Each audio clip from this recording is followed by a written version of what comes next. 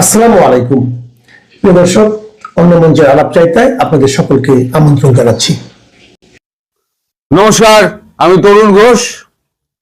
কাল রাতে দিল্লিতে যে বৈঠকটার কথা বলছিলাম রাতে ভিডিওতে, সেই বৈঠকে আপাতত ঠিক হয়েছে যে দিল্লিতে বাংলাদেশে উপ হাই কমিশনার যারা রয়েছেন তাদের আপাতত ফিরিয়ে আনা হবে, কারণ তাদের উপরে হামলাটা বেশি হচ্ছে জেলায়, দিয়ে ওই মিশনগুলোকে বন্ধ করে দেওয়া হবে। তারপরেতে শেষ হচ্ছে ঢাকা হাই কমিশন। পরবর্তী ক্ষেত্রে ঢাকা হাই কমিশনকে ফিরিয়ে দিয়ে আপাতত কূটনৈতিক মিশন আপাতত পুরোপুরি বন্ধ করে দেওয়া হবে, যেমন পাকিস্তানের মধ্যে সঙ্গে ভারতের বন্ধ আছে।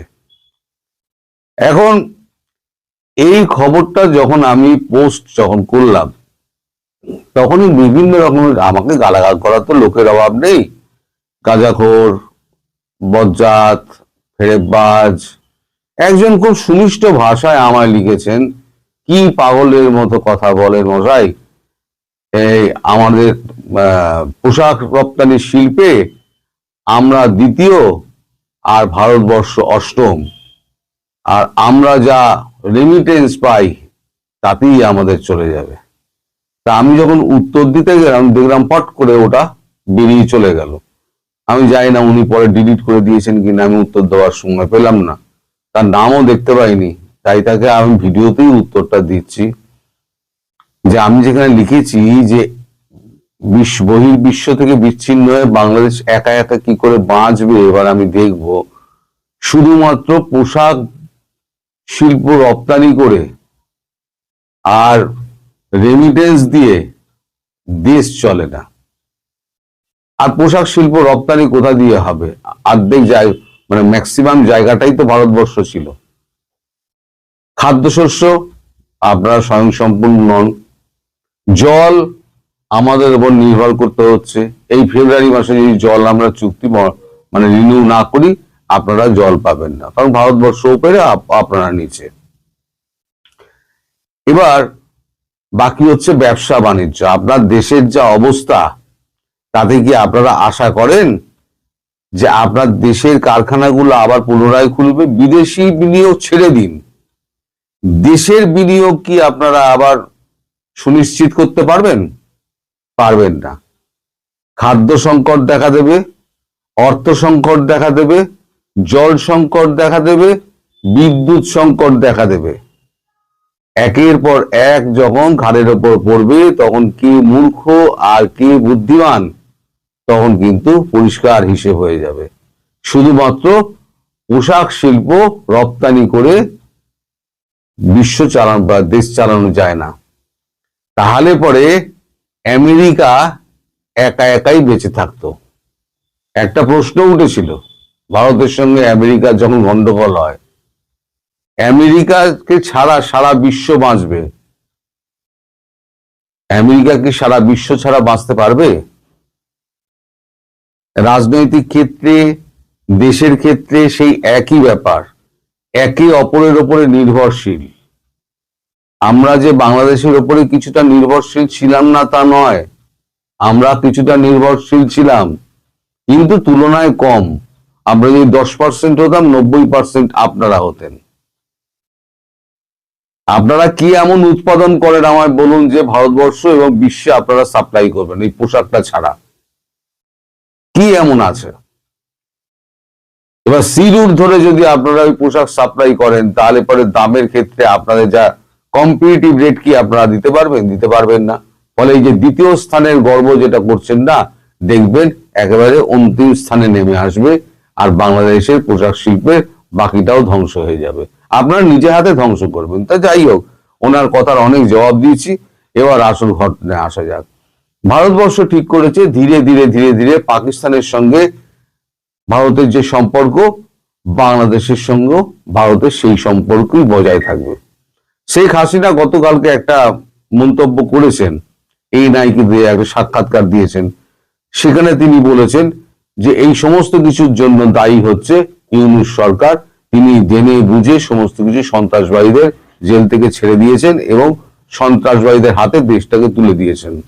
ভারতবর্ষ বন্ধু দেশ, 15 বছর আমরা বন্ধু ছিলাম।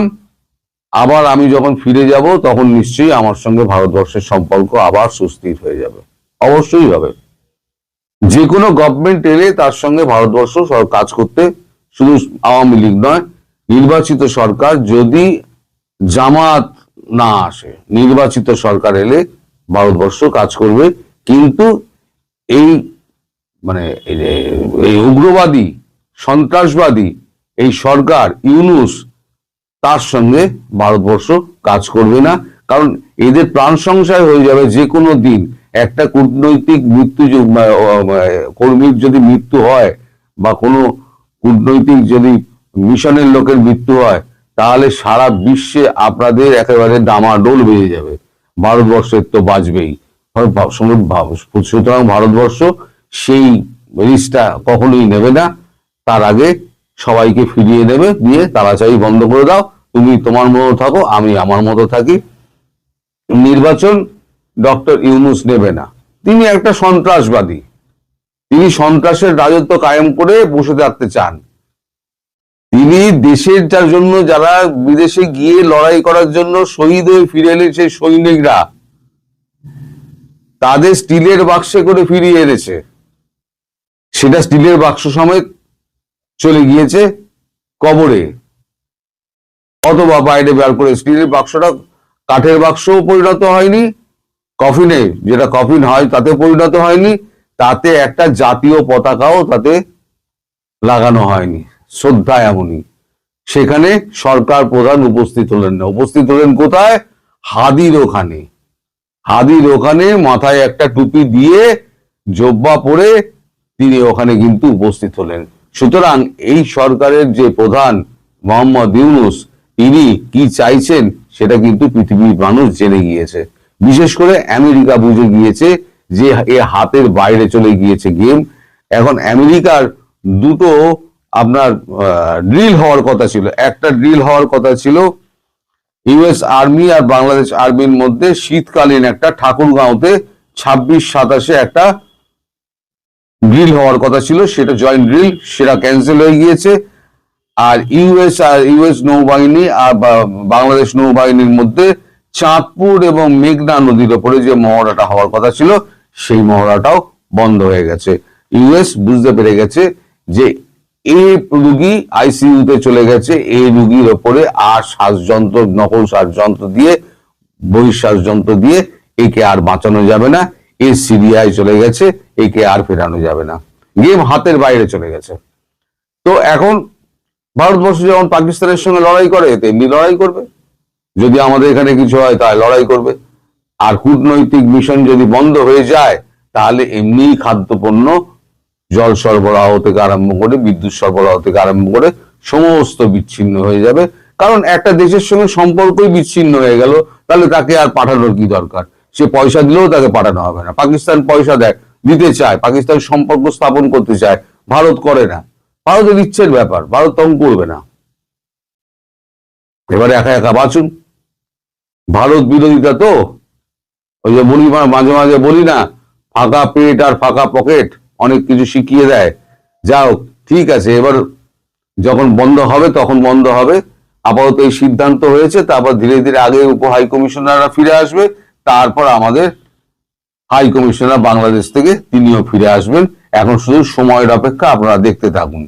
এবার আপনাদের বাংলাদেশের কিছু কথায় আসি। সেটা হচ্ছে আপনাদের জাহাঙ্গীর আলম, যিনি স্বরাষ্ট্র উপদেষ্টা, তিনি পদত্যাগ করেছেন। গতকাল রাতে তিনি পদত্যাগ করেছেন। তিনি তার ঘনিষ্ঠ মহলে বলেছেন যে মৌলবাদীদের এই যে চরম আচরণ তিনি আর বরদাস্ত করতে পারছেন না, ফলে তিনি পদত্যাগ করেছেন। তিনি আরেকটা এতে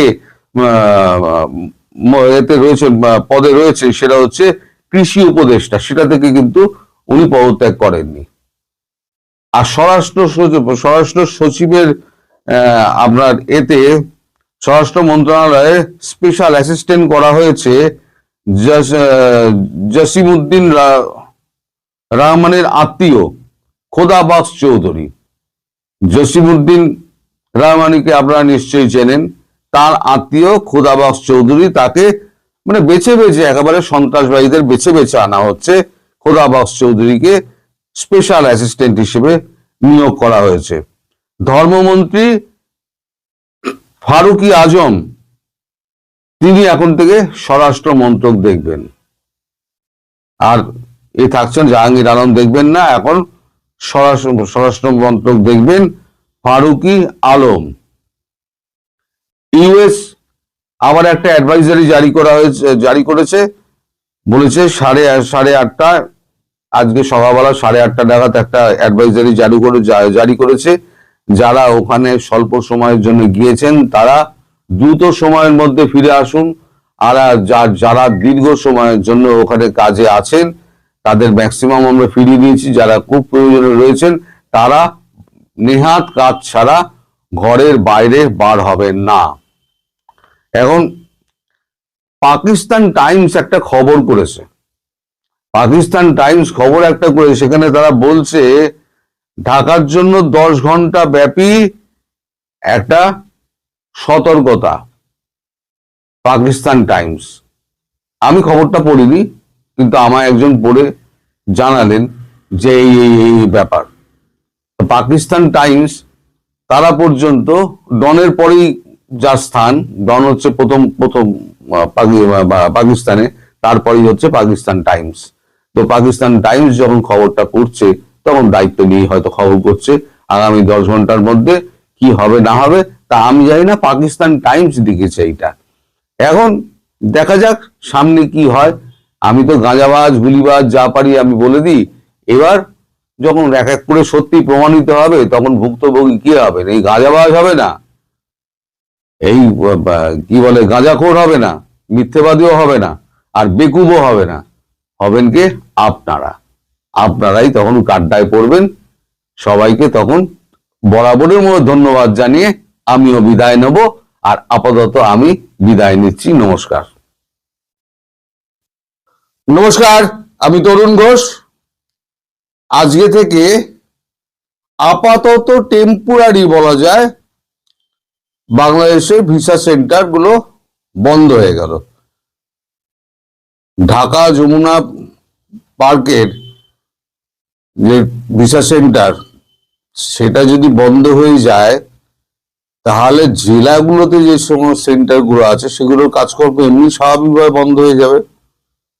এটা হলো তার কারণ হচ্ছে আজকে যে একটা ওই অভিযান ছিল, আপনাদের ওই একটা জেহাদি গোষ্ঠী আছে, আপনাদের দেশে তো নানান রকম জেহাদি গোষ্ঠী এখন মাথাচাড়া দিয়েছে। তাদের মধ্যে একটা, যারা হাদিস সপক্ষে হাসিনাকে ফেরত পাঠাতে হবে সেই দাবিতে তারা ঘেরাও করেছিল। এখন কতজন কিভাবে ঘেরাও করেছিল সেটা বড় ব্যাপার না, ব্যাপারটা হচ্ছে বাংলাদেশ ক্রমশ অস্থিরতা চরম পর্যায়ে পৌঁছে যাচ্ছে। এখন এই খবরটা যখন ভারতের কাছে এসে পৌঁছায়, বিদেশ মন্ত্রকের কাছে, এখন আমাদের বিদেশ মন্ত্রী এস জয়শঙ্কর, তিনি ইসরায়েল ভিজিটে আছেন। প্রধানমন্ত্রীও দেশের বাইরে, তিনি ওমান টোমান ভিজিট করছেন, সেন্ট্রাল এশিয়ার কান্ট্রিগুলো। তো ওই কারণে আপাতত বিদেশ মন্ত্রক আপাতত 7 দিনের কি 10 দিনের জন্য আপাতত বন্ধ রেখেছে। কিন্তু আমার মনে হচ্ছে যে এই ভিসা সেন্টার এখনই আর ওপেন হবে না। তার পেছনে কারণ আছে। তার আগে একটু বলে দিই, এই ঘটনার পর এই যে আমাদের রাষ্ট্রদূতকে পরপর ডেকে পাঠানো হচ্ছে, 6 বার তলব করা হয়েছে, উনি খুব ক্ষুব্ধ হয়েছেন। ক্ষুব্ধ হয়ে উনি বলেছিলেন শেষবারে যে আমাকে যে বারবার ডেকে পাঠানো হচ্ছে, না আপনারা দিচ্ছেন কোন রকম মানে ডকুমেন্ট, না দিচ্ছেন কোন রকম প্রমাণ, আপনারা ডেকে আমাকে শুধু মৌখিকভাবে জানাচ্ছেন। এই নিয়ে আমাকে 6 বার তলব করা হলো। সেটা নিরর্থক। উনি একটু উষ্মা প্রকাশ করেছিলেন, কিন্তু কূটনৈতিক ভাষায় সেটা সাদামাটা বাংলায় না বলে তিনি বলেছেন নিরর্থক এই ডাকাডাকি, অর্থহীন যাকে বলে। তারপরে তো এই বাংলাদেশের এই সিচুয়েশনের পর যখন বাধ্য হয়ে বন্ধ করতে হলো, কারণ আমরা 2024-এর আগেই ওখান থেকে আমাদের বাংলাদেশের ঢাকাতে যত এবং অন্যান্য জায়গায় যত আমাদের এ রয়েছে, কর্মচারী রয়েছে, হাই কমিশন নিযুক্ত কর্মচারী রয়েছে, তাদের পরিবারবর্গকে আমরা ফিরিয়ে এনেছিলাম নিরাপত্তার কারণে। এতদিন তবু মাঝে বন্ধ রেখে তাও খুলে দেওয়া হয়েছিল, কিন্তু ওই খুলে দেওয়ার পর যখন ভারত বিরোধিতা আরো চরমে ওঠে, তখন আমাদের এখানে যখন বিরোধীদের সঙ্গে একটা তুলকালাম কাণ্ড হয় এবং লোকসভা মুলতুবি হয়ে যায়, রাজ্যসভাও মুলতুবি হয়ে যায়, সে খবরও আমি করেছিলাম। সেই সময় একটা দাবি উঠেছিল যে যারা এত ভারত বিদ্বেষী তাদের কেন এত চাল ডাল পাঠানো এবং কেন ওখানে এখনো হাই কমিশনের অফিস খুলে রাখা হচ্ছে, ওটা বন্ধ করে দেওয়া হোক। কিন্তু ভারতবর্ষের প্রধানমন্ত্রী এবং বিদেশ মন্ত্রী তাদের বক্তব্য হচ্ছে কূটনৈতিক সম্পর্ক ছিন্ন করাটা উচিত হবে না, এটা ভারতের পক্ষে খারাপ। আমরা যতদিন পারবো কূটনৈতিক সম্পর্ক রেখে যাব, যখন একেবারেই পারবো না তখন আমরা কূটনৈতিক সম্পর্ক ছিন্ন করব। ফলে এই যে দ্বিতীয়বার যেটা হলো, এরপরে দেশের মধ্যে যেরকম চাপ তৈরি হবে তাতে চাইলেও আমার মনে হয় না বিদেশমন্ত্রী বা প্রধানমন্ত্রীর পক্ষে দেশবাসী মানে এটা আবেগটাকে উপেক্ষা করে তাকে দ্বিতীয়বার তাদেরকে মানে এ করা, মানে নিরাশ করা। তো সেক্ষেত্রে আমার মনে হয় না এইটা আবার দ্বিতীয়বার খুলবে। যে দ্বিতীয়বার না খোলে উনি এসে পর্যালোচনা করবেন, প্রধানমন্ত্রীও পর্যালোচনা করবেন, বিদেশমন্ত্রীও পর্যালোচনা করবেন, আপনাদের ভারতের নিযুক্ত যে রাষ্ট্রদূত আছে তাকে ডেকে পাঠিয়ে, হাই কমিশনার রয়েছে তাকে ডেকে পাঠিয়ে ভারত তার প্রতিবাদ জানিয়েছে এবং বলেছে বিদেশ মন্ত্রক যে আপনারা যেভাবে উগ্রপন্থাকে সায় দিয়ে যাচ্ছেন, যেভাবে আপনারা দেশের মধ্যে অস্থিরতা সৃষ্টি করছেন, ভারতবর্ষের কাছে এটা একটা এ হয়ে দাঁড়াচ্ছে, কি বলবো, যে ভারতবর্ষের টার্গেট হিসেবে পরিণত হয়ে যাচ্ছে। এখন সেটা ভারতবর্ষ সেটা সহ্য করবে না। ফলে আপনি আপনার সরকারকে বলুন যাতে এই ধরনের কাজকর্ম যাতে অবিলম্বে বন্ধ হয় এবং আমাদের কূটনৈতিক যারা এরা আছে তাদেরকে যেন অনর্থক বিরক্ত না করা হয়, অন্যথায় আমরা অন্য ব্যবস্থা নেব। এরপরে সিদ্ধান্ত নেওয়া হয় যে একদম বন্ধ করে দাও, বন্ধ করে দাও মানে একদম বন্ধ করে দাও মানে আপাতত বন্ধ করে দাও, এবার বিদেশ মন্ত্রী ফিরুক, প্রধানমন্ত্রী ফিরুক, ওনারা ফিরলে পরে তারপর ওনাদের সঙ্গে কথাবার্তা বলে তারপরেতে আবার নতুন করে মতামত নেওয়া হবে। কিন্তু এবারে বিরোধীরা আমার মনে হয় ভারতবর্ষের যে বিরোধী দলগুলো রয়েছে তারা কিন্তু কট্টর বাংলাদেশ বিরোধী, কট্টর বাংলাদেশ বিরোধী। তারা যেমন শেখ হাসিনা মানে কে ভালোবাসেন, তিনি যতটাই ঘৃণা করেন এই বর্তমান বাংলাদেশ সরকার এবং বর্তমান এই জিহাদি যারা রয়েছে, যারা বাংলাদেশকে অস্থির করে রেখে দিয়েছে এবং ভারতবর্ষের মাথা ব্যথার কারণ হয়ে রয়েছে, তাদের বিরুদ্ধে তারা বিষোদ্গার করতে ছাড়েন না কেউ। এবং এই ঘটনার পরিপ্রেক্ষিতে আবার যখন একটা লোকসভার যখন অধিবেশন এখন শুরু হবে, তখন প্রধানমন্ত্রী ফিরে এলে বা বিদেশমন্ত্রী ফিরে এলে তখন এই ইস্যুটি আবার উঠবে, বিতর্ক এটা উঠবে বিতর্ক সভায়, উঠলে পরে একেবারে সরকারের একেবারে তুলোধনা করে ছেড়ে দেবে। ফলে সরকারকে এবার ওখান থেকে হয়তো পিছিয়ে আসতে হতে পারে তার সিদ্ধান্ত থেকে।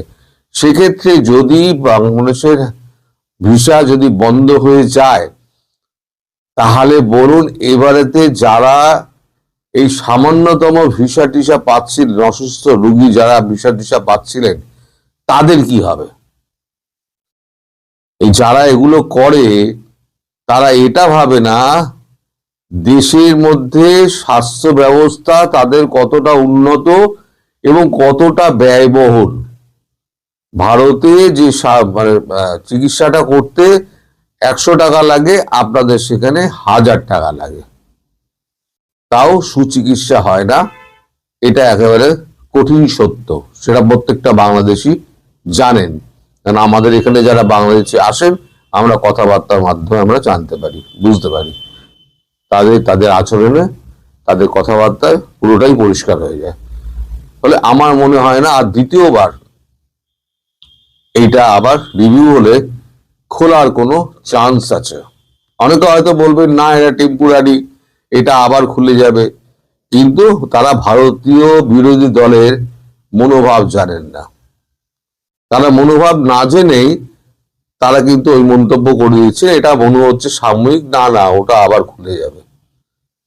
কিন্তু যখন বিরোধী দলের মুখোমুখি পড়বে সরকার, তখন কিন্তু সরকারকে কিন্তু বিরোধী দলের কিন্তু চাপটার কাছে মাথা নত করতে হবে। কারণ বিরোধী যারা আছে তারাও কিন্তু সমাজের থেকে উঠে এসছে ভোট নিয়ে, তারা কিন্তু মানুষের কথা কিন্তু বলে লোকসভায় গিয়ে, তার নিজস্ব কথা বলে না, এই আমার আপনার কথাগুলো গিয়ে তারা ওখানে বলে।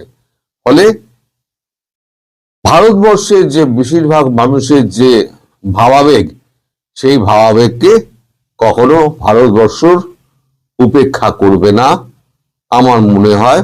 আপাত দৃষ্টিতে এখন কয়েকদিনের জন্য বন্ধ আছে, অনির্দিষ্টকাল বলছে, কিন্তু এটা মনে হচ্ছে এখন বন্ধ থাকবে। সেক্ষেত্রে যারা ভুক্তভোগী তাদের জন্য ওপরওয়ালাই সহায় হতে পারেন। আমরা আর কি করতে পারি বলুন? সবাই ভালো থাকবেন, সুস্থ থাকবেন এবং সাবধানে থাকবেন। এই নিয়ে যখন আপডেট হবে আমি নিশ্চয়ই আপনাদের বলবো। নমস্কার। নমস্কার, আমি তরুণ ঘোষ। আপনারা সকলেই হয়তো ভাবছেন এই ডিসেম্বর মাসে এই মানুষটা কি পাগল, একটা পাতলা জামা পরে সে বসে আছে। আসলে শীত আমাদের টাটা বাই বাই করে চলে গেছে।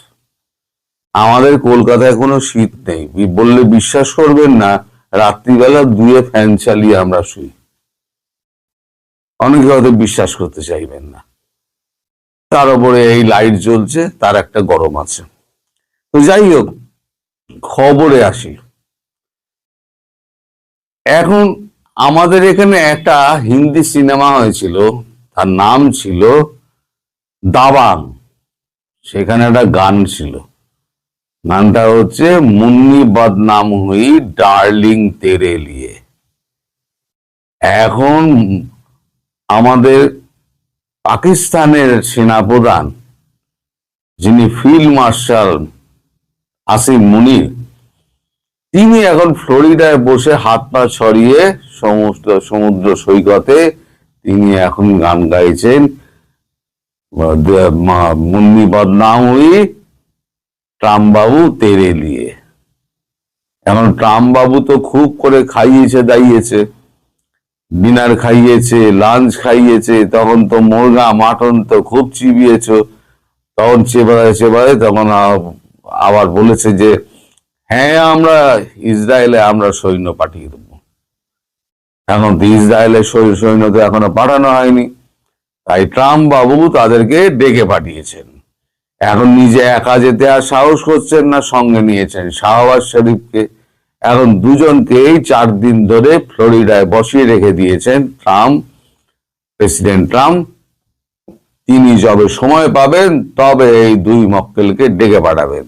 এই 2 মক্কেল তাই সমুদ্রের ধারে এখন মুনির বসে বসে গান গাইছে, মুন্নি বদনাম হুই ট্রাম্প বাবু তেরে লিয়ে। এখন ব্যাপারটা কি হয়েছে? ব্যাপারটা হয়েছে যে পাকিস্তানের ভেতরের অবস্থা খুব খারাপ, আপনারা সবাই জানেন। 14টা গোষ্ঠীর মধ্যে লেগে গেছে, পাকিস্তান প্রায় ভাগ হওয়ার মতো অবস্থায়। এই অবস্থায় যদি 2 ব্যাটালিয়ন মানে 20,000 সৈন্য যদি এখন পাঠানো হয়, তাহলে তো পাকিস্তান ফাঁকা হয়ে যাবে মোটামুটি। এখন এই যে সৈন্য কাদের পাঠাবে, তাদের পাঠাবে ঠিক করেছে পাঠান পাঠান ব্রিগেড।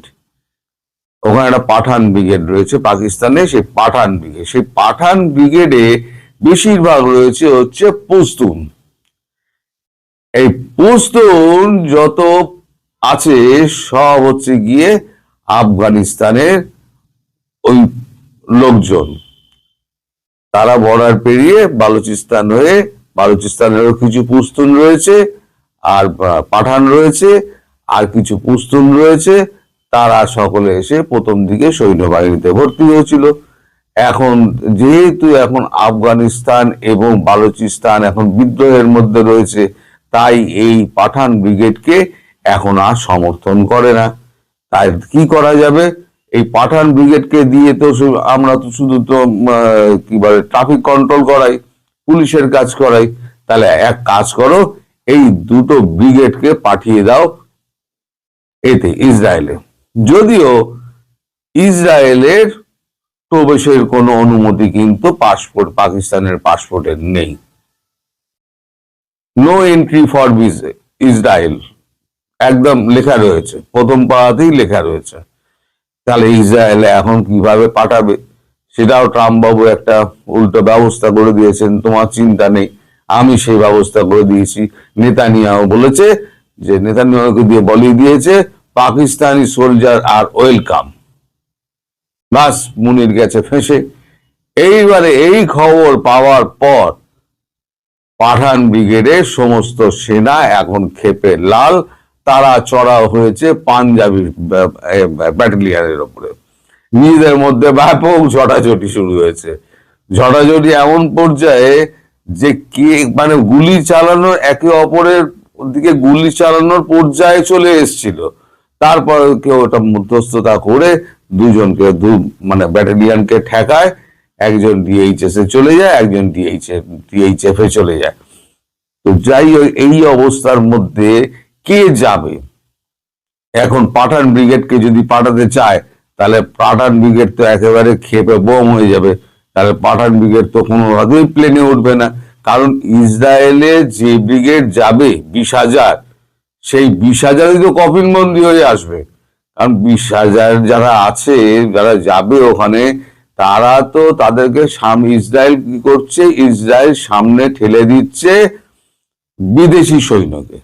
মানে প্ল্যান হচ্ছে যত বিদেশি সৈন্য আসবে, সেই সমস্ত সৈন্যদের আমরা সামনের দিকে ঠেলে দেবো, ফ্রন্টে গিয়ে লড়াই করো। আর ফ্রন্টে কারা আছে? ফ্রন্টে আছে একদিকে হুতি, একদিকে হামাস, একদিকে আইএস। তার তিনটে মানে জঙ্গি গোষ্ঠী যদি একসঙ্গে আক্রমণ করে, মিসাইল ফিসাইল চালিয়ে যদি আক্রমণ করে, তাহলে কি 2 ব্যাটালিয়ন থাকবে? 2 ব্যাটালিয়ন একদম ওরা জেনেই উঠবে, যে যাবে জেনেই উঠবে যে আমরা কফিন বন্দি হয়ে দেশে ফেরার জন্য এখন জ্যান্ত অবস্থায় প্লেনে উঠছি। এইটা এখন সেনাবাহিনীর মধ্যে পুরো ছড়িয়ে গিয়েছে। এখন সেনাবাহিনী ভেঙে বসেছে যে আমরা যাব না। এবার মুনিরও কথা দিয়ে দিয়েছে, মুরগা মাটন চেবাতে চেবাতে মুনিরও কথা দিয়ে দিয়েছে। এখন ট্রাম্প বাবুও ছাড়বেন না। ট্রাম্প বাবু বলেছে, হারামজাদে ইদারা।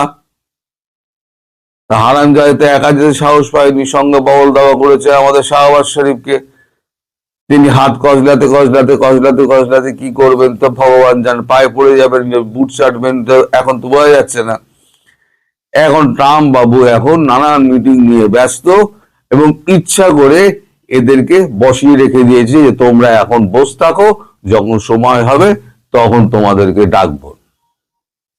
এদিকে সৈন্য যদি কমে যায়, 2 ব্যাটালিয়ন যদি সৈন্য কমে যায়, তাহলে এই যে ট্রাফিক পুলিশের ব্যবস্থাটা আস্তে আস্তে তুলে দিয়েছিল পাকিস্তান। মানে সমস্তটা ওই পাঠান সেনা ব্রিগেডদের দিয়ে ওই ট্রাফিকের ব্যবস্থাগুলো সামলাতো। এখন যদি পাঠান ব্রিগেড বা অন্য কোনো জায়গা থেকে অন্য কোনো সৈন্য যদি পাঠাতে তো হবে, যেখান থেকেও পাঠাতে হবে।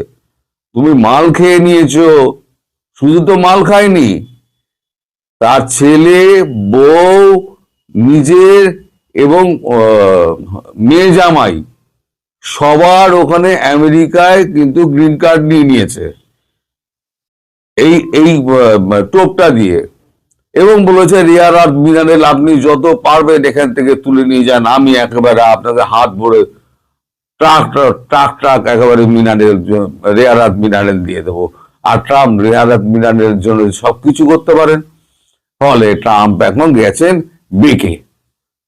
ট্রাম্প বলেছে না পাঠাচ্ছ তুমি সৈন্য, না দিচ্ছ তুমি আমাকে এন্ট্রি এতে বালুচিস্তানে, তুমি সে মানে কন্ট্রোল করতে পারছো না, তাহলে আমি গিয়ে রেয়ার আর্থটা তুলবো কি করে?